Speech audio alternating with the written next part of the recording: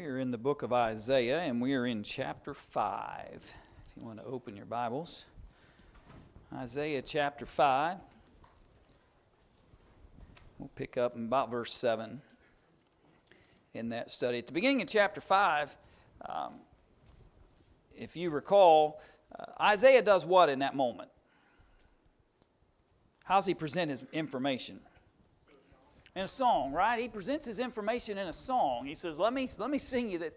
And the beginning of the song, it sounds what? Beautiful, right? He talks about the glory of God and the blessings of God and the benefits that God provided. But the tone of that song changes, doesn't it? Because he also then begins to tell them about their sins and their behaviors that were in contrast or contradiction to what God would want. And so you see that in the very beginning of this particular portion of the text in verses 1 through 6. That's kind of where we left off. Here's the end of that song, if you will, here in verse 7. For he says, "For the vineyard of the Lord of hosts is the house of Israel, and the men of Judah his pleasant plant. And he looked for judgment, but behold, he got what? Oppression." He looked for people to treat people right, to be fair in their judgments, to be just and righteous in their behaviors towards each other. But instead, when he looks down upon his people, he just sees them oppressing one another and challenging one another. And rather than, but behold, oppression for righteousness, but behold, a cry comes forth out of that group, really, I suppose, of the oppressed and challenged that he's been singing this song about. And that kind of sets the stage for us to then come back into really the judgment aspects that Isaiah shared with them beginning in verse 8. Because he starts this series and we'll see more of this before this text is over, but he begins to say, "Woe unto them," right? That sounds like who, by the way? That sounds like Jesus. "Woe unto them, scribes, Pharisees, hypocrites, for you tithe of all the spices, but you neglect things like mercy and grace and kindness." And so this kind of here's this messianic prophet in so many ways. Not everything Isaiah talks about is referencing Jesus, but much of what he says has implications towards the coming Savior. And it's just kind of interesting that he uses similar language that Jesus will ultimately use when he arrives on the scene as well. And so throughout this chapter, we're going to see various moments where he uses that kind of language. And here in verse 8, he says, "Woe unto them that join house to house, that lay field to field, till there be no place, that they may be placed alone in the midst of the earth." What woe is he prescribing here? To whom? What were they doing? Okay, they're greedy, right? Once I own this house, I want the one next door. And once I owned that vineyard, I want the next vineyard and the next one and the next one, to the point where I didn't care even if I was the only person there, right? The only person reaping the benefits of all this. And the implication of that really is you can only consume what? So much. Why not let somebody else have some benefit here? Why not allow somebody else to have the benefit and care that would come by these homes and these fields and places that these folks just seem to be devouring? Woe to those who strive to just accumulate and accumulate and accumulate with no conscience as to the needs of others, even to the point where they were content to be alone in the world if they just devoured it and consumed it all on their own. And I was trying to remember in my notes whether I wrote that down, but that sounds like who in the New Testament? The guy that did what? Yeah, right. Bill, he gained so much. I got so much stuff. I don't know what I'm going to do with it. Well, maybe you could help some people with it. But instead he says, "I'm going to build bigger barns, and if that fills up, I'll just keep." And finally, I got so much that I can just sit back, eat, drink, and be merry. But then in the messaging of that, the Lord comes and says, "Your soul is required of you." And then whose will those things be? He warned them here in the days of Isaiah. The people of Isaiah's day were very similar to any generation that just seemed to be greedy for all things and didn't concern themselves about the well-being of anybody but themselves, and were willing to just keep heaping and heaping to themselves house after house, field after field, and without concern about those who were oppressed and challenged, those who most likely could not have fed themselves for various reasons. And there was even structure within the law to help those individuals, and it seems like maybe that's been completely forgotten as well. Woe unto you, Israel. You just keep consuming and consuming without concern to anybody who's harmed in the way. Verse 9. In mine ears said the Lord of hosts, of a truth, many houses shall be desolate, even great and fair without inhabitant. Yea, 10 acres of vineyard shall yield one bath, and the seed of an homer shall yield an ephah. And so basically he says, there's that text. I knew I put it in those notes somewhere. What good would it do them when God would bring it all to ruin, right? This judgment God's bringing, he says, I'm going to bring all. It doesn't matter if you've got 10 houses and I destroy them all, you still end up with nothing. And you might have 100 acres, but if it only produces a handful of grain, you still don't have anything. The implication to me is that they were trusting in what? Yeah, in themselves and in that wealth and in that riches that they were accumulating. Nothing can harm me. I'm too wealthy for it to harm me. I'll never go hungry because I've got bigger barns than everybody else. I've got more vineyards. I've got more fields. I've got bigger houses to live in. If something happens to that one, I'll just move to the next. And God basically says to them, what happens if I just take it all? What happens if I just bring it all to ruin? It wouldn't matter how many you've stockpiled. It wouldn't matter how many resources that you've provided for yourself. When the judgment of God comes, you're still going to be found empty and wanting. And Luke 12 was that text we just referenced a few moments ago, where there are those who just kept building more and more, and Jesus wanted them to understand that they ought to be helping and assisting and not being selfish and continually consuming everything on their own, but be concerned about the well-being of others. All of that was within the messaging of Jesus. Again, a similar parallel to the kinds of things that Isaiah is teaching to the people in this text. Questions, thoughts, comments you might have to that? So here comes again.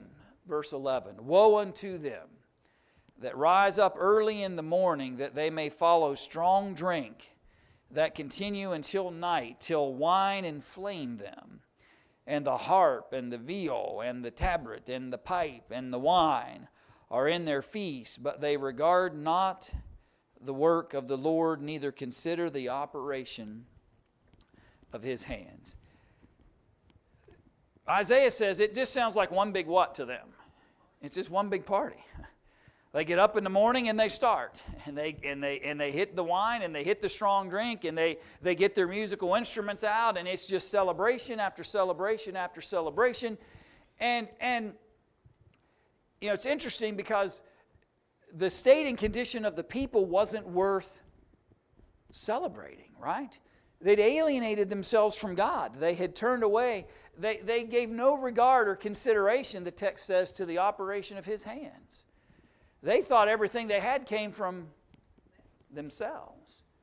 And because it came from us, let's just celebrate ourselves in any fashion we choose. By the way, that sounds like who in the Old Testament?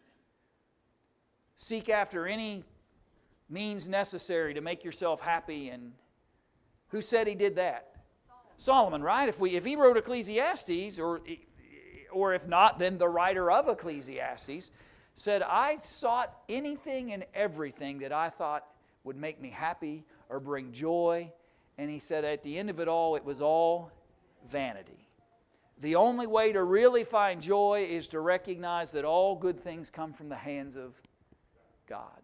And without that recognition, without that understanding of where real blessing and real help and real strength is coming from, then we're just wasting our time. And eventually God's judgment will come down upon all those who seek after their own kind of selfish ambitions without any regard to what God has actually aided and provided them with. All of their feasts were just filled with this debauchery and this self-consuming approach towards life that was challenging them at every turn. And he's pronouncing these woes one right after another. If you look over at Ecclesiastes for a minute, and let me just read to you something that I believe Solomon wrote, and I'm going to shrink that down so I can show it to you. In Ecclesiastes chapter 2, Ecclesiastes chapter 2, beginning in verse 1. Sorry, I forgot to bring eSword up when I loaded this.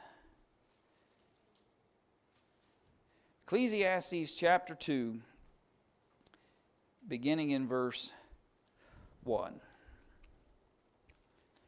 So notice the words of Solomon under that impression that he wrote the book.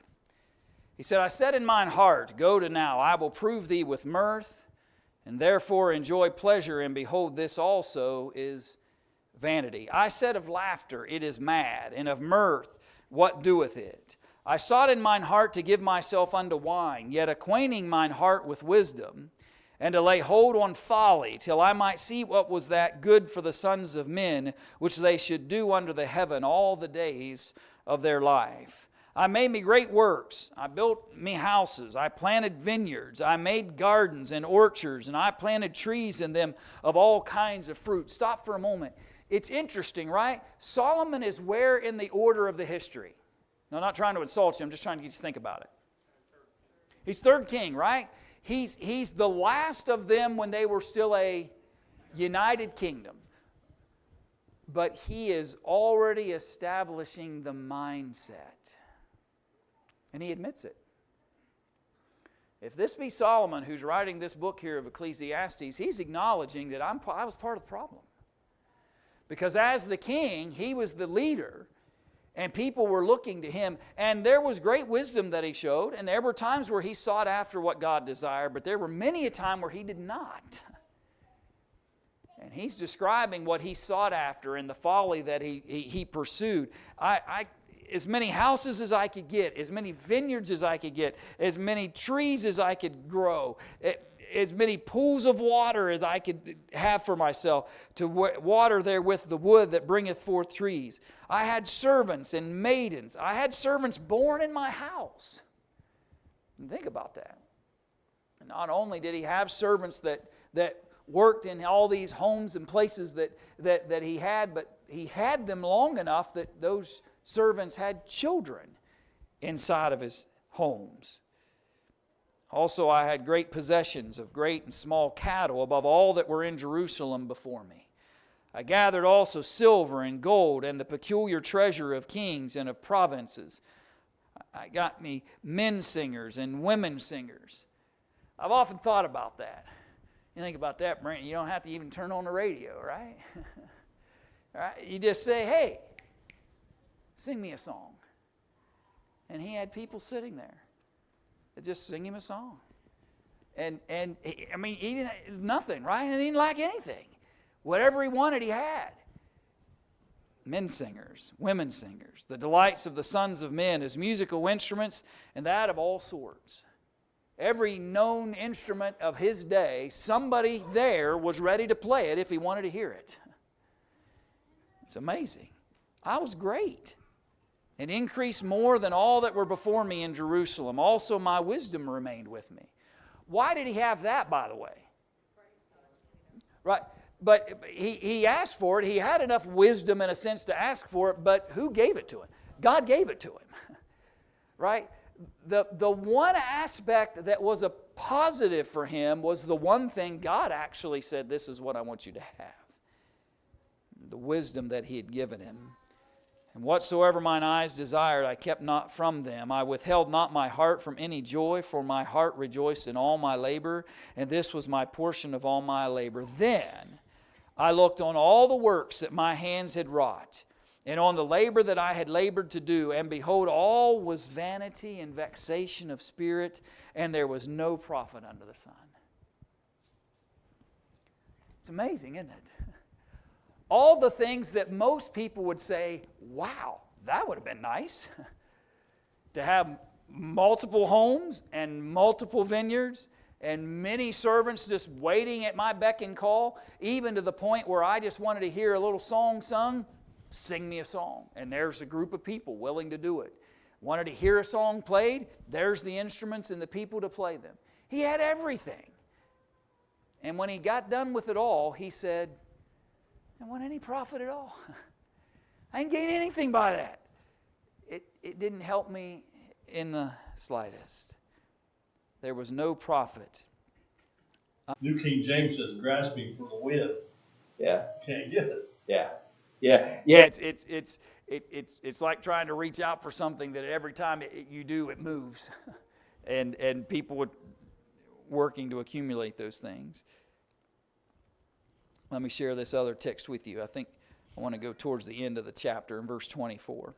Ecclesiastes 2 still, but I want you to run down just towards the end. Here's what everybody, including Solomon, needed to finally realize. Verse 24, there is nothing better for a man than that he should eat and drink, and that he should make his soul enjoy good in his labor. This also I saw, that it was from the hand of God. That's the difference. A man can enjoy his portion, right? Not his pursuit of excess, not his pursuit of where he's taking other people's houses and doesn't care that he's left them without any shelter. Not that he has so many vineyards that others have no place to grow the things that they need, and gardens where they don't have the ability to provide for themselves. He says it's good for a man to receive his portion and to realize it comes from whom? God. That's the point that he needed to grasp and finally did, most likely older in age when he finally realizes that. Israel, many years later, still struggling with the same issues that Solomon created for himself, although it seems to be now not just a king problem as it was in his day, but it seems to have built into a national problem, where everybody didn't concern themselves with whom they were oppressing in order that they might gain the greater benefit. Go ahead, Ken. That takes us back to the parable of the rich fool. That was his problem, was he acknowledged God and all as I, me. It was all about himself, and didn't understand that all came from God. Yeah. And I think that's kind of their struggles as well. They assumed all the blessings and prosperity of the land had come from themselves, so why not live up to the excess? Because I believe it came from my own personal pursuits. And they had forgotten that actually everything had been through the hand of God, and he was about to remind them of it through his judgment. Verse 13, back to Isaiah 5. Therefore my people are gone into captivity, because they have no knowledge, and their honorable men are famished, and their multitude dried up with thirst. They had no understanding, and I think that's from a willingness side, not from a God kept them in the dark kind of side. They were willingly ignorant. I don't suppose that's a challenge that men have escaped even today. People still choose to just not know. If I don't know, then I'm not what? Yeah, I'm not accountable. At least in my mind, right?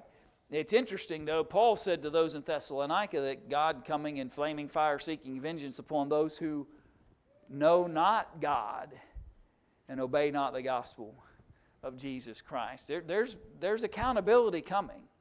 And Isaiah is telling the nation, listen, you may have chose to not know certain things and to be willfully ignorant and not pay attention to the laws and instructions that I have provided for you, but it's no excuse and you're still accountable. And the judgment that's coming, even though you may claim, well, I didn't know that I should have done this or that, it's coming. And they need to be prepared for it.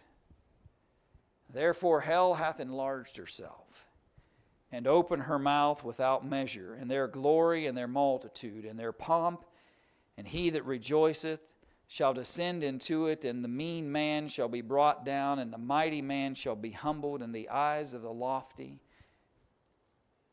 shall be humbled. Their behavior has, in essence, opened up the grave, if you will. And I think we need to remind ourselves maybe a little bit that hell, our immediate thought process when we hear the word hell is flames and the torment in that aspect.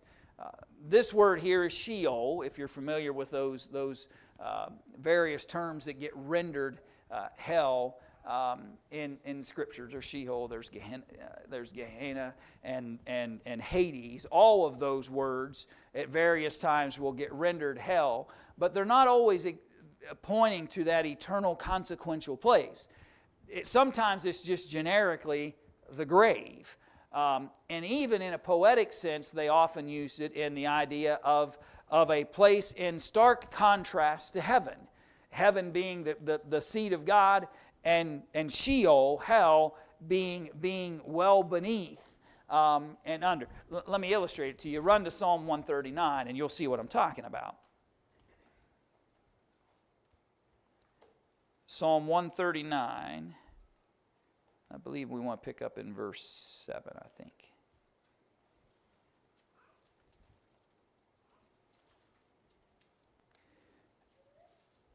The writer writes this psalm. He says, "Whither shall I go from thy spirit? Or whither shall I flee from thy presence? If I ascend up into heaven, thou art there. If I make my bed in hell, behold, thou art there." Is God present in the eternal place of punishment and consequence?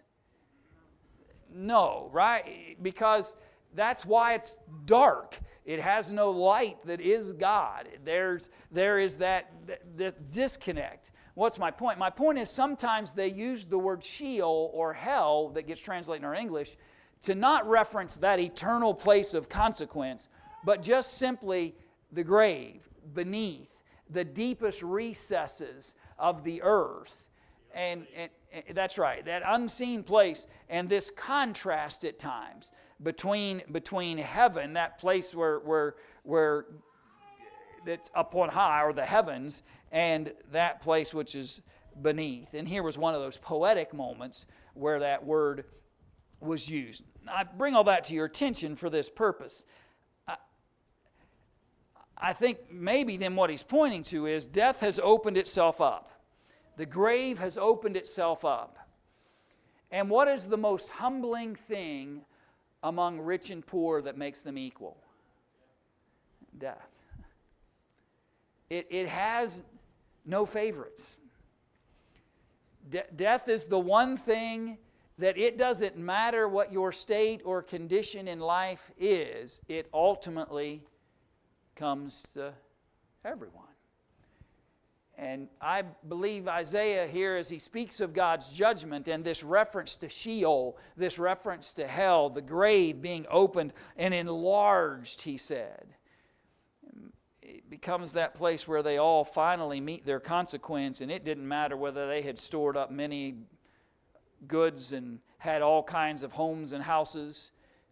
They all were humbled by the very same experience, and in particular humbled by the judgment that was to come by the hands of God.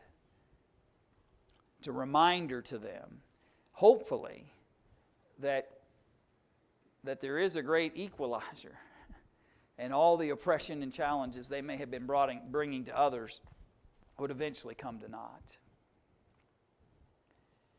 But the Lord of hosts shall be exalted in judgment. You'll be humbled when the graves open up and are enlarged, when this judgment comes, and God will be exalted in His judgment. In some ways, I think God's saying, listen, you can choose to be humble and gain the benefit of that, right? If I'm humble in my relationship to God and I humble myself before Him, I'll honor His will. I'll follow His testimony. I'll serve and respect what He desires from me. That lack of humility puts me in contrast with God. And God says, if that's the case, I'll have to humble you. You can choose to be humble, or God through judgment will ultimately humble us. And He looks to these folks here and says, listen, God's going to be exalted in His judgment. And God that is holy shall be sanctified in righteousness. You can feel victorious and powerful and feel like you're on top of the world, and it is just one party after another party, and you've just got so much going for you that things are great. God says, I can humble you in an instant. I can enlarge the graves in a moment. And I'll be exalted. Whether men want me to be exalted or not, whether men lift me up or not, I'll be exalted, even if it takes my judgment against men to be such. It's a powerful message when you think about it. And Isaiah is trying to get them to appreciate that this judgment that God is bringing is going to elevate him and humble them in the same moment.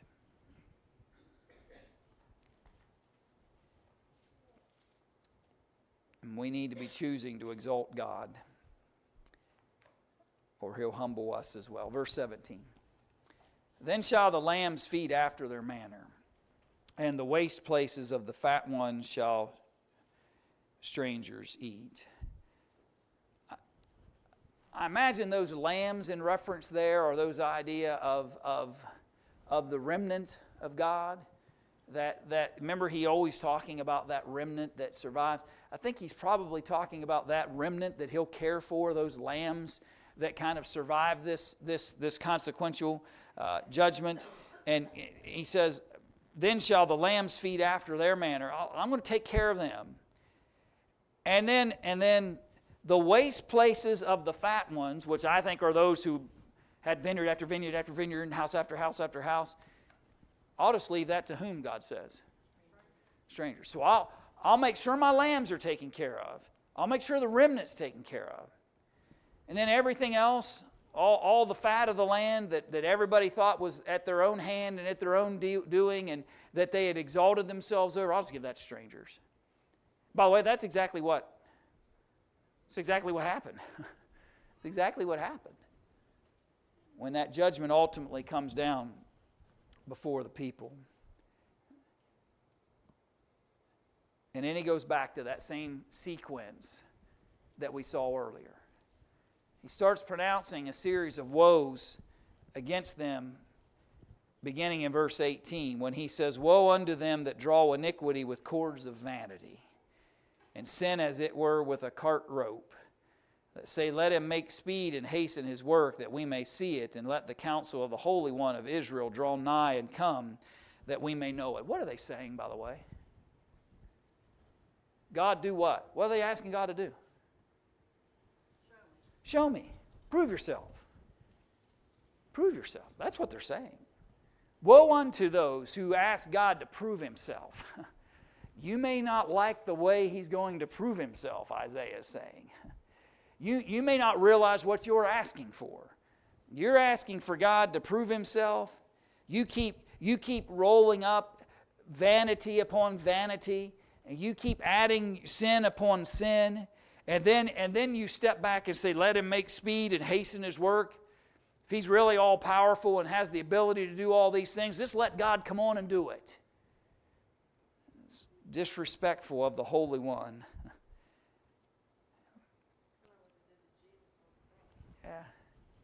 Yeah, it's a great parallel, isn't it? It's the same kind of thing that people did when Jesus hung upon the cross. If you're really the Son of God, climb on down from that cross. We'll all be believers. And that challenge of wanting further proof than what had already been established. Did God need to prove Himself?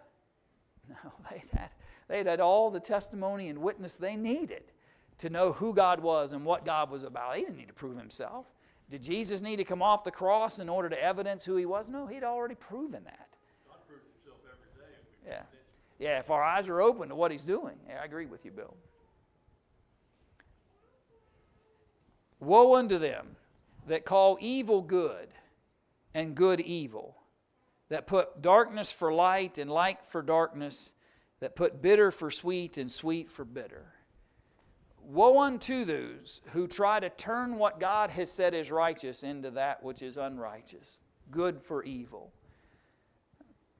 Remember years ago, I think it was Wilson Adams that preached here, and I was probably a teenager at the time. But I remember him telling a story about a store, and I don't know whether it was parable or whether it was real, but anyway, he talked about a store that somebody had broken into, but they didn't steal anything. All they did was they switched the price tags. And so what once cost $25 is now $1. What once cost $1 is now $675. And what once was a $2 item is... And they just switched all the price tags. And the point was that some people went in and found some really good bargains, and other people got robbed, right? Overpaying. And the point is that that's what society does all the time. It just switches the price tags on things. It says, well, this is what's really of value, when God says, no, this is what's important. And it replaces and says, well, here's where you really ought to focus your energies and time. And God says, no, you need to be focusing your energy and time and heart in this. And the world is very good at just kind of flipping the price tags on us and getting us to think that things that really don't have much value at all, if any, are highly sought after, and things that we really ought to be valuing get no interest whatsoever from man. They call good evil and evil good. They switch light for darkness. They're flipping the price tags daily on us. We just have to be aware of that. And we just have to be cautious and aware that the world is continually trying to get us to devalue what God has valued and undervalue what God has said is important. We've got to be careful that the sweet for bitter isn't happening right in front of us and we're not recognizing it. Because it does. It happens on a daily basis. The world continually tries to convince us of what is evil is actually good and what is good is actually evil. And it's been going on since the days of Isaiah. It's not a new problem. Woe unto them that are wise in their own eyes and prudent in their own sight. There's a place for what we might call self-reflection or self-evaluation. I get there might be a place for that. But if I only evaluate my life choices and behaviors and decisions based on my own personal standard, will I ever get any better? No. If I'm not willing especially to take the standard of God, right? The testimony of God's Word, and evaluate myself based on that standard, I can't get any better. The problem we have is we're continually trying to supposedly improve ourselves, but we're doing that often based on our own standard. We created the test. We created what the standard was. We created what we thought was the path, the right choices, the right behaviors, and then we measure ourselves by that standard. And it's not hard to meet, right? And I don't really challenge myself to get any better and to work any harder and to strive for a greater faith and service to God. Woe unto those who are just wise in their own eyes. Woe unto those who are prudent in their own sight. They've decided what the standard is, and then they measure themselves by it. By the way, I could do that personally, and the world does that too. The world is good at convincing us of that standard. If it's right to you, it's right. That's what the world says, right? If it's right to you, it's right.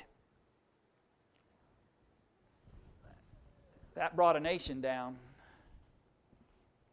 That brought Judah to its knees, that mindset. Where if it's right to you, it's right. He says, woe unto those who think that way. Woe unto those who are always just prudent in their own wisdom and in their own sight and by their own measuring stick. Be careful. Woe unto them that are mighty to drink wine, and men of strength to mingle strong drink, which justify the wicked for reward and take away the righteousness of the righteous from him. Those who continually intoxicate themselves, which isn't going to give them much wisdom and guidance and genuine prudence, but they've already decided that's in their own eyes anyway. And they justify the wicked for reward. I think what he's implying is that if the wicked needed somebody to stand and defend them, as long as you paid me for it, right? As long as I got reward for it, I'll justify the wicked. I'll stand with the wicked if it means I gain some benefit out of it. What do I get out of this? That's the mindset. What do I get out of it? And as long as I gain something, as long as I gain some kind of benefit, then I'll stand right there with the wicked and cheer them on. And I'll lift them up as if they're justified. All because I'll gain some kind of personal reward or benefit from it. These series of woes that he prescribes, you would think that he was talking about some prophecy of today. But the truth is, this is about every generation. The woes and the challenges and the things that Isaiah is exposing here among the people have been problematic for people prior to Judah, during Judah, after Judah, and continues today.